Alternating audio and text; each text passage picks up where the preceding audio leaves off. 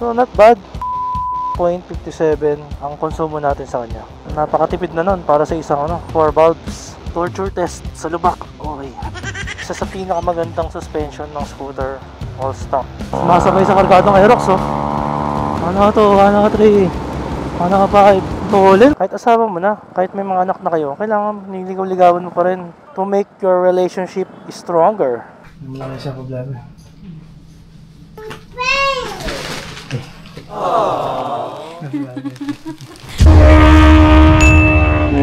Hi mga katingin, nandito tayo ngayon sa Manila dahil titingin tayo ng flowers. So ito, wag lang puro rides, wag lang puro setup ng motor, at wag lang puro bili ng pyesa. Kailangan din natin bumili ng para sa boss natin, di ba? Wag lang puro sarili natin. So ito, magba-Valentine's Day na kasi, February 13 ngayon. So ilang araw na lang Valentine's na, uunahan na natin kasi magmamahal na yung bulaklak sa sa Feb 14, di ba? Tsaka masyado na maraming tao, magkakaubusan or marami na, traffic na. Mahirap nang mamili kapag bisperas or kapag yun na yung mismo araw ng mga puso. Kaya ngayon, syempre lover boy muna tayo ngayon. Huwag muna tayong puro kaadikan sa motor. Naman tayo, suklihan naman natin ang pagmamahal at para lalo tayong payagan na makapag-ride at makapag-setup ng motor. At kung suswertehin, di ba, makapagdagdag ng alagang motor. Kaya ito, andito tayo ngayon sa Dimasalang. Dito kasi yung famous na bilihan ng mga bulaklak. Kumbaga, hindi lang sa famous. Sabi mura daw dito, mas mura, di ba, kaysa sa mga sosyaling bilihan. Dito kasi yata yung bagsakan ng mga bulaklak. So ayan, marami ng bulaklak. So hindi ko alam ngayon ano ba ang trend ngayon sa bulaklak. Matagal-tagal na rin ako hindi nakapagbigay ng bulaklak kay misis eh. So kahit asawa mo na, bigyan mo pa rin ng bulaklak. Di naman po, pag liligawan mo lang bibigyan ng bulaklak tapos wala na. Diba? Kailangan bigyan mo din. Kahit asawa mo na, kahit may mga anak na kayo, kailangan niligaw-ligawan mo pa rin to make your relationship stronger. Wow, coming from the lover boy. So hindi muna tayo ngayon motovlogger. Ano muna tayo ngayon? Moto lover. So ngayon, di ko alam kung ano ba ang trend ngayon. Marami akong nakikita sunflowers. Bakit kaya? Kaya masarap nakamotor, di ba? Siyempre dala natin yung Giorno 125 kasi may gulay board. So hindi lang siya ngayong gulay board, ano na siya ngayon? Flower board, di ba? So meron noon kasi ako dito kung naging dati kliyente. Nung nagpo-photo and video pa ako, nagdebu yung anak nila nagdebu. So try natin sa kanila bumili. Kaya lang ngayon, di ko alam kung saan yun eh. Hoy. Meron. Total. Talaga? Bilis na kilala mo agad ako Nagulat ako sa... Ilan kayo? Dalawa? Buti pala may dala ako dito. Ayan. Sige, thank you. Thank you. May nakakilala pa sa ating katingin. So, pasensya na po at nagmamadali tayo kasi nasa gitna tayo ng kalsada eh. Kaya nga ito, ito, parang ito yung dating pinagbilang ko eh. Pero sigurado, dito yata yun eh. Gano po yung yung China, yung roses, malalaki. So ito, binayaran natin 3,000. 20 pieces na China roses. Kasi yung malalaki yung China. Pink na pili ko eh. Ayan, so may ako napapakita sa inyo yung buo. Ayan, yun siya. Simple lang naman. Hindi maganda masyadong mahal, di ba? Kasi 3,000 pesos eh. Sa ibang bagay na natin gastos yung iba.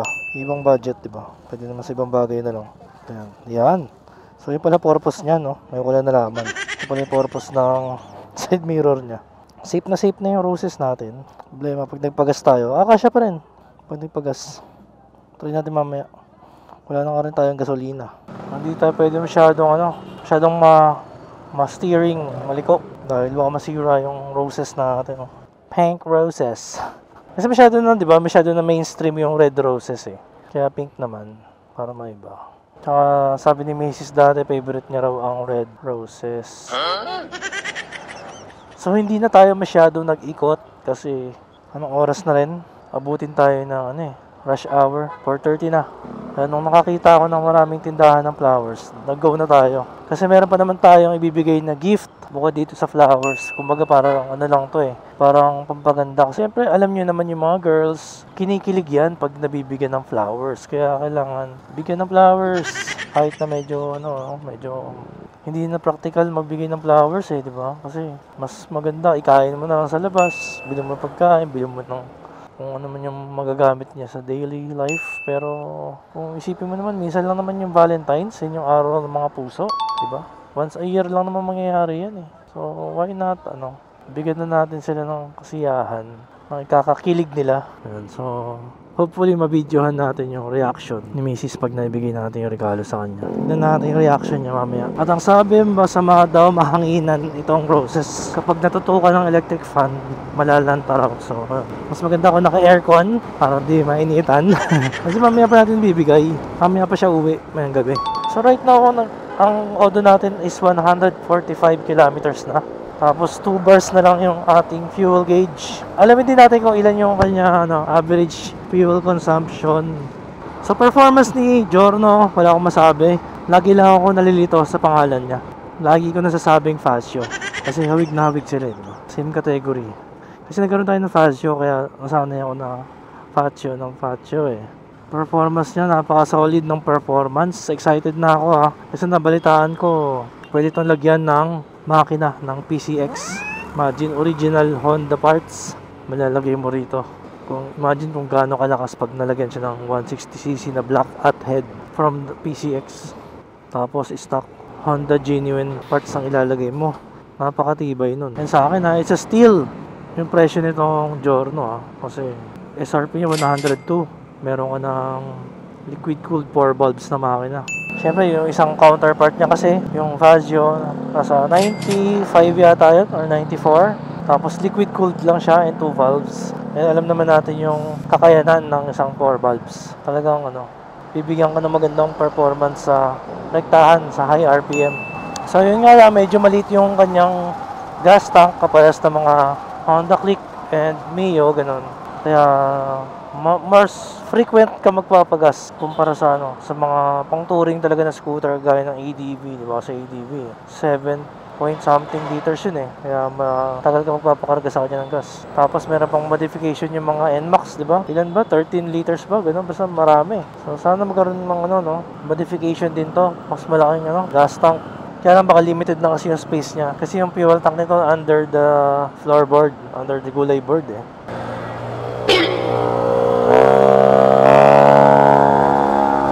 Kargadong Honda Click nakakabanking pa nakakabanking Itong Giorno naman, kargado yung driver. Kargado yung driver Ito na, may gas station na rito. At saktong-sakto naman, paubos na yung gas natin. So ito, malalaman na natin ilan yung average fuel consumption natin. Itong 91, full tank. Yan. Yan. Okay kaya. Ganun ang niya, di ba? Pagbalik, ganun lang. So compute na tayo kung ilan ang konsumo niya. 153 kilometers divided by 3.68 liters. Wow! So not bad. 41.57 ang konsumo natin sa kanya. So akala ko dati below 40, so hindi pala. Mali pala ako doon. Napakatipid kasi mostly gamit natin to sa traffic. City traffic natin siya ginagamit eh. Napakatipid na nun para sa isang sa isang 4 bulbs. So yung claim ni Honda na tumatakbo siya ng mga 42, tama talaga, tama. Depende yun sa konsumo eh. Tsaka yung sa atin, ginagaspol pa natin to pagka kailangan. Pagka mga maluluwag na ganyan, gaspulin natin yan, di ba? Sa traffic, mag-i-enjoy ka sa kanya, gaan lang kasi niya, ganda ng handling. Pero right away yung seat height niya, mapapansin mo talaga mataas kasi kita mo, may nakakasabay ako mga Honda Click. Mataas pa tayo eh, lahat talaga, ang taas natin. Yun. Ang taas kasi ng kanya U-box. So para marami malagay sa U-box niya, tinaas nila ng tinaas yung upuan. Kaya sobrang taas natin. Para na tayo naka-big bike sa taas, May power to overtake, Kailangan lang talaga masanay ka lang sa power delivery niya. Para lalo mo siya magamay. Ang sarap gamitin. Ganda ng handling at magaan. Kaya napakasarap magmotor. Kita nyo naman. Nakaka-uwi ka kagad sa bahay. Basta ingat-ingat lang. Huwag lang masyadong babak-bak. Teka lang, baka mawala yung mga roses natin. Bakali pa rin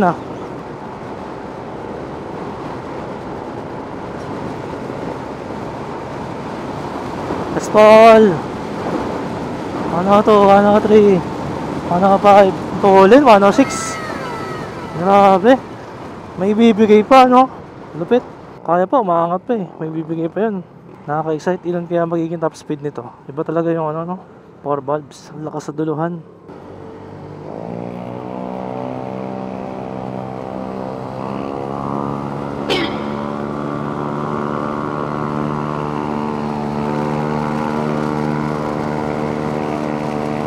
Diba?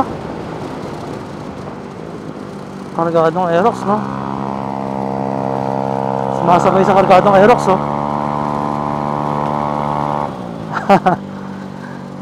Sumasabay. Lakas ng ano? Lakas ng Giorno. 125 lang po ito.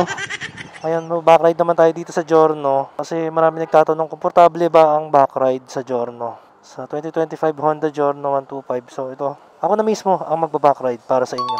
Tapos, share ko sa inyo kung kamusta mag-backride dito. Try natin. Ayan, malapad. Okay. So, yun. Ang lapad, no? Parang nakasakay sa ano? NMAX. Tapos yung binti ko, nakadikit dun sa kaha. So, keep that in mind na medyo didikit-dikit yung binti mo sa kaha. Pero hindi naman lagi.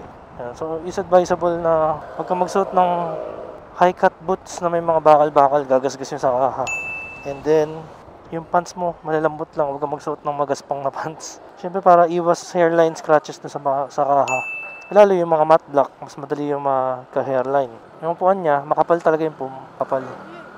Uy, nakilala. Tapos, medyo malaki, makapal at malaki yung upuan. Malala pa ako ni bossing, ah. So, maganda yung merong hawakan sa sa likod. Di ba siyempre kung lalaki yung inaangkasan mo hindi mo na kailangan humawak sa likod niya. May hawakan ka, may grab bar ka. Ang laki ng grab bar. Ang lakas ng hatak niya. Ang lakas ng arangkada. Wow, okay, nahatak ako sa likod eh. At parang ito na yung pinakamalakas na 125 na nilabas sa market natin. Kaya excited ako masubukan yung iba't ibang build na pwede natin gawin dito. Lalo yung mga engine upgrades natin. Torture test sa lubak. Okay. Lakas ng hatak, mahuhulog ako. Parang kailangan mo humawak sa sa rider dito. Oh, lakas ng arangkada. And then yung height niya, mataas lang ng konting-konti dun sa rider. Yung foam niya, hindi masyadong mataas. Halos magka-level lang kayo ng rider. Siyempre may advantage and disadvantage yun. Kasi kung for example sa mga ADV, kita mo yung nasa harapan. Or sa mga Aerox. Pagkapantay kasi kayo, ganyan ang makikita mo. Patok! Malakas.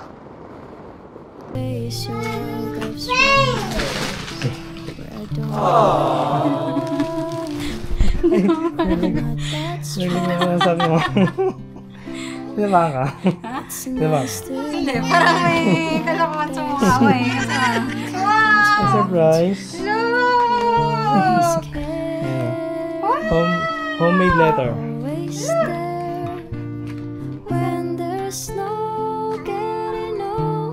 What's that? Dada! Belize, Daddy have gift for you! And Chope! Wow! Flowers! You like that? Oh, you hold it, you hold it. You take a picture. You take a picture.